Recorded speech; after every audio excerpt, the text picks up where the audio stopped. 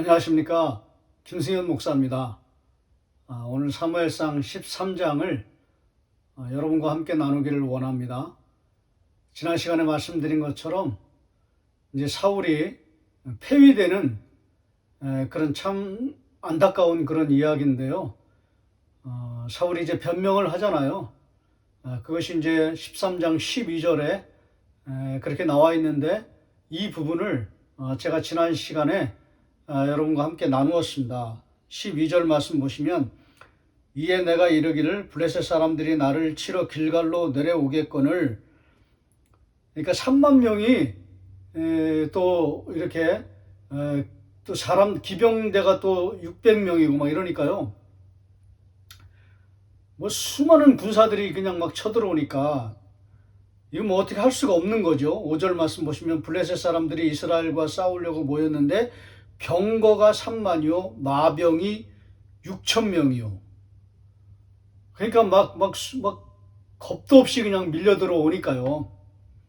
12절 길갈로 내려오겠거늘 내가 여호와께 은혜를 간구하지 못하였다 하고 부득이하여 번제를 드렸나이다. 원래는 이제 번제와 화목제 드려야 되는데 여기는 이제 번제를 드렸습니다. 자기 마음대로요. 그러면서 이제 변명하기를 부득이하여, 마음이 급급하여, 마음이 급하여 라고 제가 이제 해석을 해서 설명을 드렸는데요. 뭐 이거 누구나 그럴 수 있지 않느냐. 막 수많은 그 대적들이 쳐들어오고 그 백성들은 뿔뿔이 흩어지는데 그거를 막기 위해서 어쩔 수 없이 할 수 없이 그렇게 할 수 있지 않느냐. 그게 뭐 그렇게 대수로운 일이냐 이렇게 생각할 수 있거든요. 우리도 신앙생활 하면서 그냥 우리가 생각해서 이게 합리적이고 이게 보편 타당하다 라고 생각되면 얼마든지 우리가 민주적으로 그 길을 따를 수 있지 않느냐. 이건 뭐 한번 그 작은 실수한 것을 가지고 이렇게 폐위를 시킬 만큼 그렇게 중한 형벌을 가하는 것이 과연 타당한 일인가, 과연 옳은 일인가. 하나님 자비로우시고 하나님은 굉장히 긍휼이 풍성하신 분인데 뭐 작은 잘못 하나 했다고 이렇게 왕자에서 어떻게 사는 왕인데 초대 왕을 이렇게 그냥 쉽사리 끌어내려도 되는가? 이제 이런 질문을 하는 분들도 있고요. 또 어떤 성경학자는 이 하나님의 자비에 굉장히 어긋나는 있어서도 안 되고 또 있을 수도 없는 그런 일이 일어났다. 성경에서 이런 부분은 굉장히 실수에 가깝다. 이렇게 아주 극단적인 해석을 했습니다. 그러나 또 반대로 생각하시는 분들은 아니다. 거기에는 우리가 모르지만은 하나님의 기쁘신 뜻이 있다. 뭔가 폐위될 만큼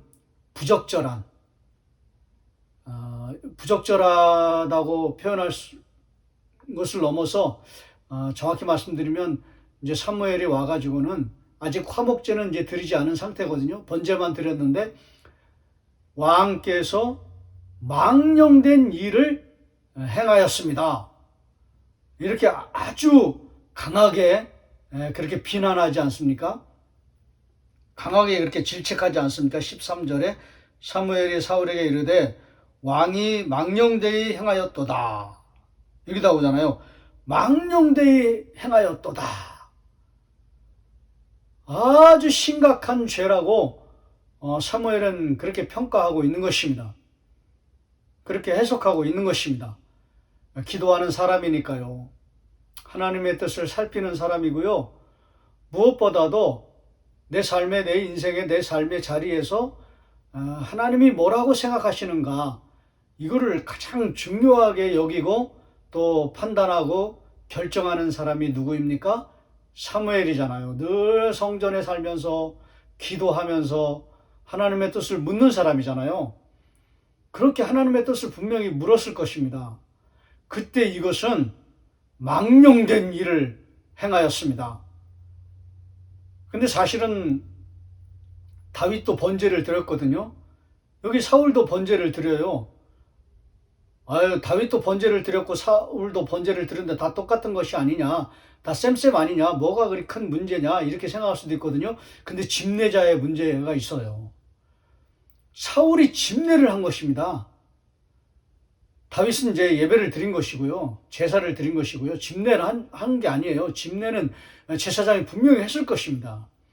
그냥 예배를 드린 거죠. 제사장이 집도를 집례를 한 거예요. 근데 여기는 사울은 자기가 직접 집례를 합니다. 이게 문제예요. 이제 거기에 걸리기 때문에 그런 문제 제기는 별로 의미가 없거든요. 그런데 왜 이렇게 작은 실수를 가지고 망령된 일이라고 했는가? 이제 여기에 초점을 맞춰야 되는 것이죠. 이런 근간을 가지고, 이런 근거를 가지고 이제 이유를 납득할 만한, 사람들을, 신앙인들을 설득할 만한 그런 근거를 분명히 우리는 생각해 보아야 하는 것입니다. 첫 번째로 여러분과 좀 생각해 볼 건 뭐냐면, 굉장히 정말 창의적인 그런 설명이 있습니다. 해석이 있습니다. 굉장히 뭐라 할까요? 참 기가 막힌 그런 아이디어가, 아주 좋은 아이디어가 하나가 있습니다.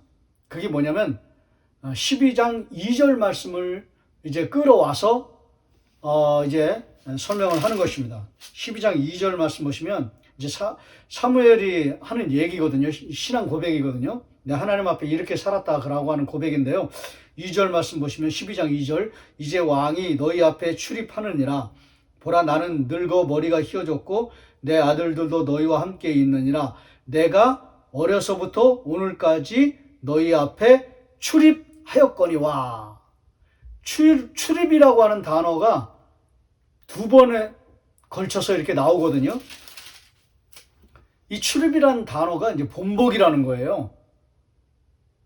본복이, 오스왈드 챔버스는 이걸 본복이라고 이렇게 해석을 해놨는데요. 본이 되었다는 거예요. 그래서 이 출입을 해야 되는데, 왕이 출입을 해야 되는데, 왕이기 때문에, 초대 왕이기 때문에 모든 이스라엘 백성들의, 모든 믿는 사람들의 본이 되어야 한다는 거죠. 우리가 잘 아는 것처럼 신약 시대에도 너희는 나를 본받는 자 되라, 그런 거하고 똑같은 거죠. 그렇게 본이 되어야 한다는 거죠. 근데 본이 안 됐다는 거예요. 기다려야 했다는 것이죠. 출입이 없었다는 거죠. 본보기가 안 됐다는 거예요. 무조건 기다려야 되는 거죠. 아무리 대적들이 터들어오고 사람들이 막 흩어지고 그래도 이스라엘 백성들에게 본보기가 되어야 했다는 거죠. 그렇게 기다리고, 그렇게 참고, 그렇게 인내를 해가지고, 인내가 굉장히 중요한 거죠. 이 본이 되는 것은 어떤 본입니까? 인내의 본이죠. 하나님께서 말씀하신 그 기간까지 끝까지 참는 거, 끝까지 인내하는 거, 그런 인내가 본이 되어야 한다는 거죠. 그렇게 출입이 안 됐다는 거예요. 아주 창의적인 그런 해석이거든요.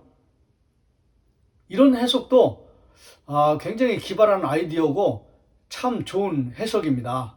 그런데 13장 13절 14절 말씀 보시면 아주 빼도 박지 못하는 더 강력한 그런 근거가 있습니다. 이것 때문에 우리가 설득되는 거예요. 이것 때문에 아무 말 할 수가 없는 거예요. 이것 때문에 망령된 일을 행하였다, 이렇게 말하잖아요. 그런 이유가 되는 것이죠. 망령된 일을 행하였다는 말은 뭐냐면 큰 죄를 범했다는 거죠. 큰 악을 범했다는 것이죠. 왜 이런 악과 죄가 되는 것인가? 13절 말씀 보시면 사무엘이 사울에게 이르되 왕이 망령되이 행하였도다. 그 다음에 잘 보세요. 왕의 하나님 여호와께서 왕에게 내리신 명령을 지키지 아니하였도다. 하나님이 명령을 분명히 하셨다는 것이죠. 하나님의 명령이 분명히 있었다는 것이죠. 사울 위에 임했다는 것이죠. 14절 말씀도 이렇게 되어 있습니다. 지금은 왕의 나라가 길지 못할 것이라 폐위죠. 여호와께서 왕에게 명령하신 바를 왕이 지키지 아니하였으므로. 그 다음에 이제 다른 사람에게 왕 준다 이제 그런 것이군요. 여기도 보면 왕에게 명령하신 바를, 하나님께서 명령하신 분명한 명령이 사울에게 있었다는 것이죠. 구체적으로 어떤 명령인가는 나와 있지 않습니다. 그냥 우리가 상상해 볼 수 있는 것이죠. 무조건 제사를 드릴 때는 기다려야 된다. 레위기에 있는 것처럼, 민수기에 있는 것처럼 그 율법에 정한 대로 그대로 무조건 기다려야 한다. 아마 이런 하나님의 말씀이 임했겠죠. 분명히 사울이 그것을 받았다는 것이죠. 그래서 그 말씀에 의지해서 순종했어야 된다는 것이죠. 말씀을 의지해서 그물을 내립니다 라고 베드로가 고백한 것처럼 주의 말씀을 의지하는 그 굳건하게 붙드는 그런 순종이 있어야 했다는 것이죠. 그래서 뭐라고 말합니까? 순종이 제사보다 낫다. 그렇게 말하는 분명한 이유가 있는 것입니다. 여기도 하나님의 명령이 분명히 주어졌고 그 명령에 순종해야 했다는 것이죠. 아무리 상황이 급박하고 어려운 일이 있어도 참 눈에 보이는 것은 참 참기 힘들어도, 인내하기 힘들어도 인내해야 되는데 왜 인내를 해야 되는가? 출입을 해야 되는데 왜 출입을 해야 되는가? 그거는 하나님의 말씀에 순종해야 했기 때문에 그렇습니다. 그러므로 사울의 큰 악, 큰 죄는 무엇 때문인가? 하나님의 말씀을 안 지킨 거예요. 하나님의 말씀을 안 들은 거예요. 끝까지 하나님의 말씀을 붙드는 그런 자리에, 삶의 자리에 있었더라면 폐위되지 않았을 것입니다. 폐위되기 전에 어떤 일을 행합니까? 13장 2절에 보시면 자기 안위가 중요한 거예요. 자기 생각대로 사는 거예요. 자기 뜻대로 사는 거예요. 자기 마음대로 사는 거예요. 자기의 소견에 옳은 대로 살았더라 똑같은 거죠. 이 사사기하고 똑같은 거예요. 왕정시대 초기에도. 그냥 자기 마음대로 자기 뜻대로 한 것이 뭡니까? 자기의 안위를 지키기 위해서, 자기를 보호하기 위해서, 자신만을 보호하기 위해서 특수부대 2,000명을 창설합니다. 백성들을 지키고 백성들을 불쌍히 여기고 백성들을 보호하는 그런 일을 해야 되는데 그렇게 군대를 창설하고 무기도 나중에 없거든요. 그러면 무기를 만들고 막 이래야 되는데 자기 일을 지키를 근위병들, 호위병들, 선발대들, 그 다음에 특수부대 2,000명을 선발을 합니다. 모집을 합니다. 그리고 세웁니다. 이런 일을 하게 되는 거예요. 하나님의 말씀을 듣지 않으니까, 하나님의 말씀을 지키지 않으니까 이런 엄한 일을 하게 되는 것입니다. 오늘 13장은요. 뚝으로 치자면 뚝에 구멍이 나는 거거든요. 근데 15장에는요. 그 구멍으로 물이 막 터져가지고 뚝이 다 터져가지고 걷잡을 수 없는 사건이 일어나거든요. 뚝에 구멍이, 댐에 구멍이 나는 작은 사건이지만 이게 악이에요. 이게 죄예요. 나중에 15장에 이제 아말렉을 사람들을 진멸하지 않고 남기는 그런 일, 그게 이제 완전히 뚝이 터지는 거예요. 댐이 터지는 거예요. 그런 일로 발전하게 됩니다. 확대가 됩니다. 그러므로 여러분, 하나님 말씀 안 듣는 거, 하나님 말씀 안 지키는 거, 무관심하고 부인하고 거절하고 외면하고 그리고 불순종하고 그리고 자기 마음대로 생각하고 그리고 분명히 하나님의 말씀을 주심에도 불구하고 멸시하는, 그게요 큰 악이라는 거예요. 하나님 말씀 안 듣는 게 큰 악이다, 큰 죄다. 이제 그것을 사무엘상 13장은 우리에게 교훈해주고 있는 것입니다. 적용하면 이렇습니다. 사랑하시는 여러분, 여러분에게도요 분명히 하나님께서 명령하시는 게 있어요. 이렇게 살았으면 좋겠다. 이거를 했으면 좋겠다. 이렇게 됐으면 좋겠다. 라고 하고 콕 집어서 이제 다른 사람들하고는 다 다르게 유독 당신에게만 하나님께서 축복을 주시려고, 그 엄청난 축복이거든요. 엄청난 축복을 주시려고 당신에게만 말씀하시는 명령이 분명히 있습니다. 사울에게 하나님의 말씀이 임했던 것처럼 당신에게도 분명하게 하나님의 말씀이 임하는 것입니다. 그거는 여러분이 더 잘 알아요. 하기 싫은데, 할 수 없는데, 하고 싶지 않은데, 이제 보통 그런 거거든요. 너무나 이게 참 할 수 없는 문제인데, 하기 어려운 일인데, 이제 그런 것들이에요. 그런데 그거를 하나님께서 해내기를 원하시는 거예요. 하기를 원하시는 거예요. 그게 하나님의 말씀이에요. 하나님의 명령이에요. 여러분들만 알아요. 분명히 압니다. 확실하게 압니다. 뭐 이것도 저것도 아니고 그게 아니에요. 분명하게 임하는 확실한 하나님의 요구가 있어요. 명령이 있어요. 근데 하기 싫은 거예요. 할 수 없다고 말하는 거예요. 이거 하게 되면 엄청난 일이 벌어진다는 거예요. 그러나 그거를 순종하셔야 되는 거예요. 그거를 확실하게 하나님의 요구대로 따라야 된다는 거예요. 거기에 놀라운 축복이 일어나게 되는 것입니다. 하나님 말씀을 받은 대로 그대로 들어야 되는 것이죠. 그대로 순종해야 되는 것입니다. 제가 어떤 분의 얘기를 좀 들은 적이 있는데요. 이분이 이제 그 선교센터를 운영하시는 분인데, 이제 하나님께서 이제 예배를 드리기를 원하셨대요. 일주일에 2번 정도. 그런데 이거 뭐 한 번 정도만 하지 꼭 몇 번 해야 되는가, 이런 그런 고민이죠. 고민.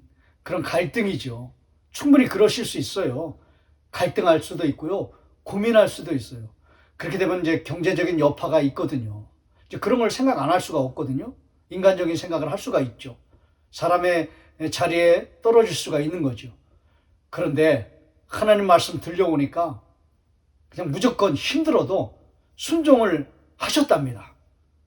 그들은 이제 어떤 결과가 초래했는지는 전 잘 모르겠습니다. 저는 그런 놀라운 결단이 있어야 된다고 생각을 하는 것입니다. 그런 결정이, 그런 결단이 이제 일주일이나 한 달이나 몇 개월이나 그런 건 말씀 못 드릴 수는 없지만, 분명한 것은요, 반드시 하나님의 축복을 받게 됩니다. 반드시 하나님의 축복이 임합니다. 언제라고는 정확히 말씀드릴 수는 없지만 반드시 하나님의 축복을 받습니다. 그래서 훗날에 돌이켜보고 그래서 하나님의 은혜였습니다. 그렇게 반드시 고백하고 간증할 그런 역사와 그런 날이 분명히 오거든요. 그분은 그렇게 순종했답니다. 어려운 일이죠. 그런데 자기 마음 가운데 하나님의 뜻이다, 하나님의 말씀이다, 그게 느껴졌다고 합니다. 그래서 그 말씀대로 순종하셨다는 거예요. 그래서 예배를 하나님이 원하신 대로 드리셨다는 거예요. 여러분, 이런 게 필요하다는 거예요. 대단한 거죠. 그런 놀라운 그 축복받는 분이죠. 바로 그런 말씀을 하는 거예요. 사울은 실패했지만 그 집사님은 성공한 거예요. 그 집사님은 순종하신 거예요. 순종이 제사보다 낫다고 말한 거죠. 바로 그와 같은 놀라운 그런 결단을 한 것입니다. 사랑하신 여러분, 오늘 이 사무엘상 13장의 말씀을 여러분과 함께 나누면서 하나님 말씀 안 듣는 게 악이다, 하나님 말씀 안 지키는 게 죄다, 이제 이렇게 말씀드렸거든요. 그 집사님은 이제 하나님 말씀대로 지켜서 순종하신 거죠. 축복을 받으시는 거죠. 이제 오늘 이 말씀을 들으시면서 조용히 한번 여러분 자신을 돌아보셨으면 합니다. 하나님 말씀을 지키지 않는 삶의 자리에 떨어진 적이 있다면, 무시하고 멸시하고 거부하고 거절하고 부인하는 그런 일을 하고 지금까지 오셨다면, 이 말씀을 들으면서 여러분 조용히 주 앞에 여러분 나아가셔서 여러분의 삶의 모습을 돌아보시면서 좀 기도하는 그런 시간을 가졌으면 좋겠습니다. 하나님 아버지, 저를 불쌍히 여겨주시고 긍휼히 여겨주셔서 하나님 말씀대로 살아야 되는데 하나님 말씀을 지키지 못하고 살았습니다.